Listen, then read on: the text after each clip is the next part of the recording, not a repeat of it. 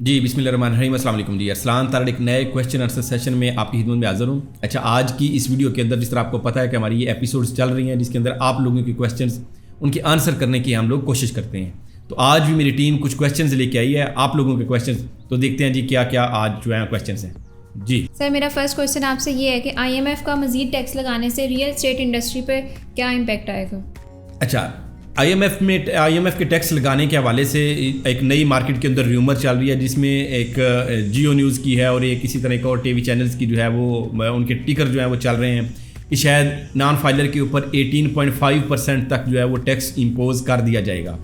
अगर तो ये टैक्स रियलिटी में वाकई ही इम्पोज कर दिया जाता है, इसको जो है वो कैबिनेट और फाइनेंस मिनिस्टर जो है वो इसको अप्रूव कर देते हैं, तो आपकी जितनी भी कैश की प्रॉपर्टीज़ हैं, जितनी भी कैश की डीलिंग हो रही हैं, प्लॉट सेल परचेज हो रहे हैं, वो सारी की सारी बहुत ज़्यादा इसके ऊपर एक नेगेटिव इम्पैक्ट आएगा। अगर कोई पर्सन ऑलरेडी ख़रीद रहा था या कोई ऐसा एंड यूज़र जो घर परचेज कर रहे थे, तो जिनकी ऑलरेडी 10 से 15 लाख 20 लाख रुपया जो है वो उनकी ट्रांसफ़र फीस टैक्सेस वगैरह इंक्लूड करके उनके चार्जेस आ रहे थे, ऑब्वियसली वो तकरीबन आलमोस्ट डबल हो जाएंगे। तो ये एक मेरा ख्याल है कि ये इम्पॉसिबल चीज़ है, इससे आपका शायद रियल एस्टेट सेक्टर इसको सर्वाइव करना बहुत मुश्किल हो जाएगा। नेक्स्ट सर, मुझे ये बताइए कि क्या ज़्यादा टैक्स लगाने से गवर्नमेंट ज़्यादा पैसे जनरेट कर लेती है?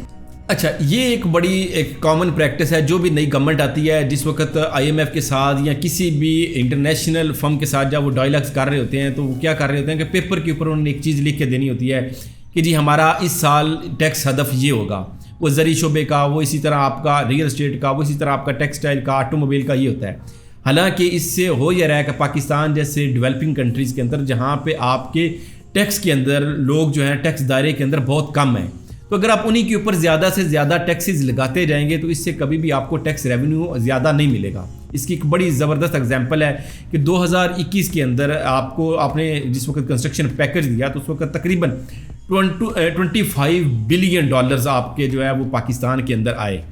किस बेस के ऊपर आए? टैक्स कम था, लेकिन इसके बावजूद आपको जितने रेमिटेंस है, आपको बहुत सारी और इंडस्ट्री से आप टैक्स कलेक्ट कर सकते हैं। एक रियल एस्टेट सेक्टर के अंदर एक बंदे ने अगर प्लॉट खरीदना है तो आप उसके ऊपर इतना टैक्सेस लगा रहे हैं कि वो प्लॉट जब खरीदेगा नहीं तो उसके ऊपर कंस्ट्रक्शन कैसे करेगा? जब उसके ऊपर कंस्ट्रक्शन नहीं करेगा तो वो आपकी सीमेंट, सरिया, रेत, बजरी इन सब की परचेजिंग नहीं करेगा। जब इनकी परचेजिंग नहीं करेगा तो वहाँ से टैक्स कैसे इकट्ठा कर सकेगा? तो इसके लिए ये है कि हमें एक ऐसी पॉलिसी बनानी चाहिए, क्योंकि एक इंडस्ट्री के साथ कमो बेश 20 से 25 और इंडस्ट्रीज जो है वो इंटरलिंक हैं।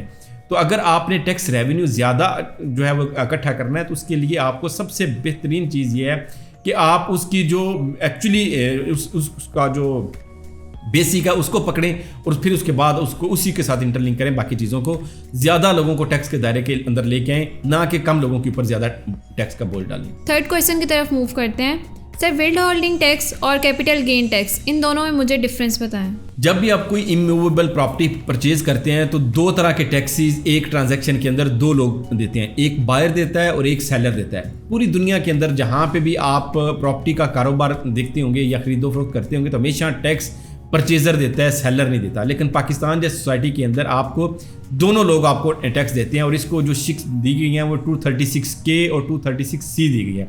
जो भी परचेज़र यहाँ पे टैक्स देता है जब प्रॉपर्टी खरीदता है तो वो 236K के अंदर रहते हुए एक फाइलर 3% अभी तक की करंट सिनेरियो के अंदर और एक नॉन फाइलर 10.5% तक टैक्स देता है। ये इसको विद होल्डिंग टैक्स भी कहते हैं, इसको एडवांस टैक्स भी कहते हैं, इनकम टैक्स भी कहते हैं।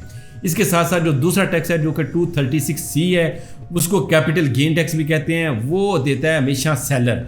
पहले ये था कि इसकी एक स्लैब बनी हुई थी कि आपको 4 साल तक अगर आपने फॉर एग्जाम्पल प्रॉपर्टी नहीं बेची तो उसके बाद वो आपका वेव हो जाता था। तो आजकल जब से ये 1-1.5 साल पहले से लेके अभी तक ये सारी चीज़ें, ये सारी एमनेस्टी ख़त्म हो चुकी है। अब कोई भी बंदा प्रॉपर्टी बेचेगा तो उसको 236C कैपिटल गेन टैक्स ज़रूर जो है वो पे करना होता है। ये दोनों का जो है ये डिफरेंस है जो कि आप सर मैंने बताने की कोशिश की। आज की इस वीडियो के अंदर मैंने कोशिश की टैक्स के रिलेटेड जनरली आपके साथ डिस्कस करूं ताकि आपको थोड़ा सा आइडिया हो जाए कि आपने खरीदते वक्त कौन सा टैक्स देना है, नॉन फाइलर कितना टैक्स देने की कोशिश कर रहा है। तो ये सारी चीज़ें आप लोगों के क्वेश्चन उम्मीद करता हूँ क्लियर हो जाए होंगे। अगर अब तक आपकी चीज़ें क्लियर नहीं है तो आप मजीद हमारे कमेंट सेक्शन में या DM के अंदर में या व्हाट्सएप के ऊपर भी हमें आप पूछ सकते हैं। इंशाल्लाह ताला अगली वीडियो में उनको भी हल करने की इंशाल्लाह कोशिश करेंगे। तब तक के लिए इजाज़त दिए, फिर हमारे अस्सलाम वालेकुम।